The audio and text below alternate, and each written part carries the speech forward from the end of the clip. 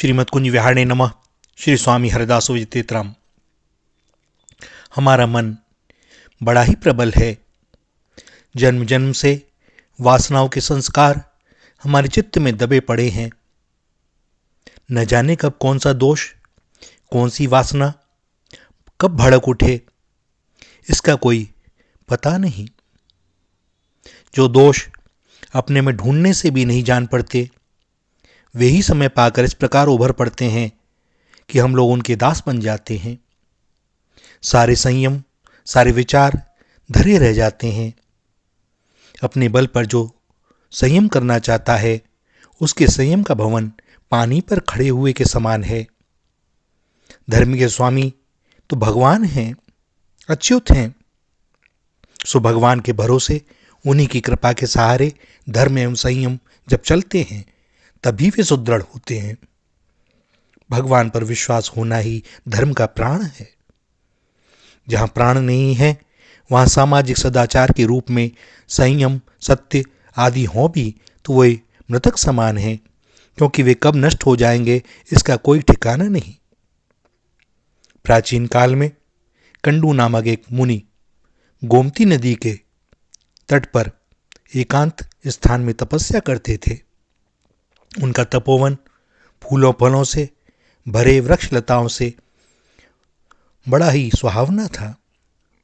वहां पर वे मुनि व्रत, उपवास, मौन आदि नियम संयम का पालन करते हुए कठोर तप में लगे रहते थे। गर्मी में वे पंचाग्नि तापते, वर्षा में खुले स्थानों में भूमि पर पड़े रहते, जाड़ों में भीगा हुआ वस्त्र पहनते या जल में खड़े रहते। मुनि का तप देखकर देवराज इंद्र को भय हो उठा और उन्होंने उनके तप में विघ्न डालने के लिए प्रमलोचा नाम की अप्सरा को कामादि देवताओं के साथ भेजा। मुनि के आश्रम में आकर वह अप्सरा उनके सामने नाचने, गाने और उन्हें लुभाने लगी। कामदेव ने मुनि के मन में क्षोभ उत्पन्न कर दिया। मुनि अब तक अपने तप के ही बल पर रहने वाले थे, भगवान के आश्रित नहीं थे। सो वे उस अप्सरा के वश में हो गए। कामवश हो प्रमलोचा को उन्होंने आश्रम में रख लिया और अपने तपोबल से स्वयं 16 वर्ष के युवक बनकर उसके साथ रहने लगे। धीरे धीरे वे अप्सरा में आसक्त हो गए। उनके स्नान, संध्या, हवन, तर्पण, व्रत, नियम, उपवास सब छूट गए। इस प्रकार एकांत में स्त्री का साथ बड़े बड़े तपस्वियों के लिए भी पतन का कारण होता है। और आजकल जो अवस्था चल रही है, सभी जानते हैं कि इसके कितने अनर्थ हो रहे हैं और अनर्थ आगे चल के होंगे। भैया, जो भगवत प्राप्ति के इच्छुक हों, ऐसे साधक को एकांत में किसी भी पर स्त्री के साथ कुछ देर भी रहना, उससे बात करना सर्वथा त्याग देना चाहिए। वह स्त्री चाहे कोई भी हो और उससे अपना कोई भी संबंध क्यों ना हो। कंडू मुनि कामवश उस अप्सरा में इतने आसक्त हो गए कि उन्हें रात दिन, पक्ष, मास तो क्या वर्षों का भी कुछ पता न चला। इस प्रकार 100 वर्ष बीत गए। 100 वर्ष बीत जाने पर अप्सरा ने स्वर्ग जाने की इच्छा की। मुनि ने कुछ दिन और ठहरने को कहा। फिर 100 वर्ष बीते। फिर प्रमलोचा ने आज्ञा मांगी, तब भी ऋषि ने उसे कुछ दिन ठहरने को कहा। इसी प्रकार शताब्दियां बीतती रहीं। मुनि आज्ञा देते नहीं थे और उनके शाप के भय से अप्सरा जा नहीं पाती थी। एक दिन पूर्वकृत पुण्यों के प्रभाव से मुनि को कुछ चेत हुआ। वे शीघ्रतापूर्वक कुटिया से बाहर जाने लगे। अप्सरा ने पूछा, आप कहाँ जा रहे हैं? उन्होंने बताया, सूर्यास्त हो रहा है, संध्या करनी है, अन्यथा कर्म का लोप हो जाएगा। अप्सरा ने हाथ जोड़कर नम्रतापूर्वक कहा, भगवन, आज क्या नया सूर्यास्त हो रहा है? वह तो नित्य ही होता है। कितना समय बीत गया, आपने कभी किसी और दिन तो संध्या की नहीं। अब मुनि को अपने ऊपर बड़ा आश्चर्य हुआ। उन्होंने कहा, तुम यह क्या कह रही हो? आज सवेरे ही तो तुम आई हो। अप्सरा ने बतलाया, भगवन, यह तो ठीक है कि मैं जब आई उस समय प्रातःकाल का समय था, किंतु उस बात को तो 907 वर्ष 6 महीने 3 दिन बीत चुके हैं। मुनि को विश्वास ही न होता था। अप्सरा ने समझाया, आपके सम्मुख झूठ बोलने का भला कौन साहस करेगा? फिर जब आप आज सतपथ पर पुनः आरूढ़ हो रहे हैं, तब मैं इस समय आपसे झूठ कैसे बोल सकती हूं? प्रमलोचा की बात सुनकर मुनि को बड़ा दुख हुआ। वे बोले, तूने बहुत बुरा किया, मेरे तप का नाश कर दिया। मैं तुझे शाप दे सकता हूं, पर सत्पुरुष जिसके साथ 7 पग भी चल लेते हैं, उसे अपना मित्र मान लेते हैं। मैं तो इतने दिनों तक तेरे साथ रहा, तेरा भी दोष क्या है? मैं स्वयं इंद्रियों का दास हूं, मुझे धिक्कार है। मेरा मन मेरे वश में नहीं है। विषय लोलुपता में फंसकर मैंने स्वयं अपना सर्वनाश किया है। अब तू यहां से शीघ्र चली जा। प्रमलोचा अपने प्राण बचाकर भाग खड़ी हुई। वह गर्भवती थी। उसके गर्भ से कन्या उत्पन्न हुई, जिसका नाम मारीशा हुआ। यही मारीशा दक्ष प्रजापति की जननी हुई। तपोभ्रष्ट होने से कंडू मुनि को बड़ा पश्चाताप हुआ, बड़े दुखी हुए। उस स्थान को छोड़कर वे श्री जगन्नाथ धाम चले आए। उन पुण्यात्मा के पूर्वकृत पुण्यों का उदय हुआ।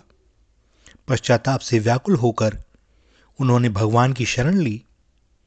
वे श्री पुरुषोत्तम का ध्यान करते हुए कठोर नियम व्रतों का पालन करते, श्रद्धा के साथ एकाग्र मन से उन करुणावरण वाले प्रभु की ही स्तुति किया करते।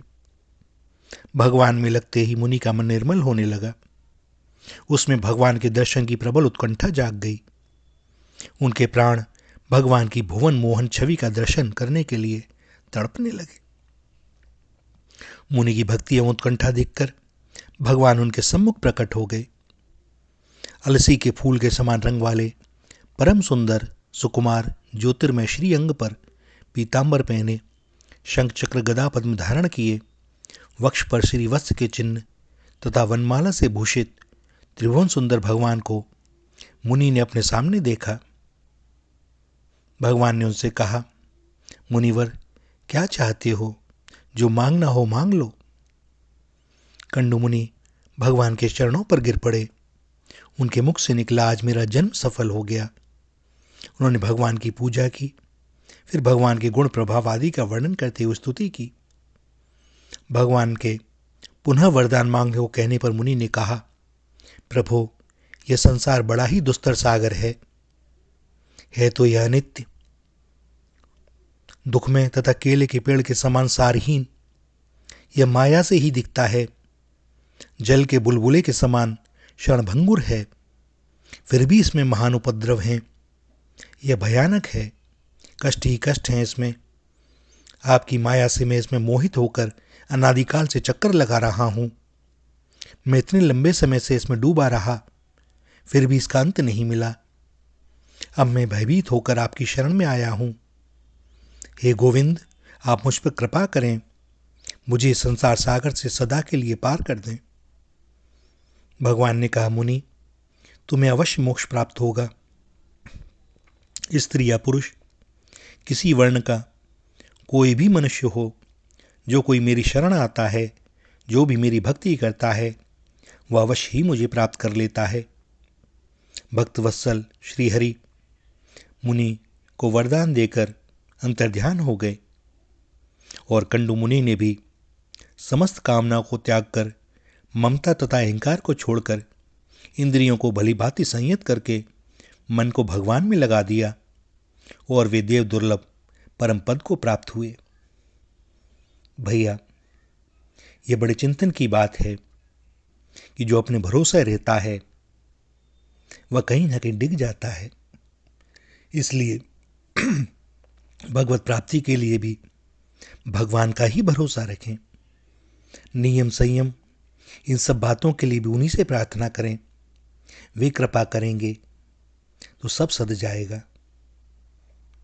भैया, हमारे अपनी स्वयं की कोई क्षमता नहीं, और जब हम अपनी क्षमता दिखाने लगते हैं तो बाद में इसका फल बड़ा दुखदाई मिलता है। भाई, सभी लोग भगवान का ही आश्रय लें और भगवान की कृपा पर विश्वास रखें। सब उन्हीं पर छोड़ें, किंतु हमारी उत्कंठा, उनसे मिलन की इच्छा सतत बनी रहे। अपने दोष जो हमें दिखाई दें, धीरे धीरे हम उन्हें कम करते चले जाएं और इसके लिए भी भगवान से प्रार्थना करें। वे चाह लेंगे तो क्या नहीं होगा। श्री राधा, श्री राधा, श्री राधा।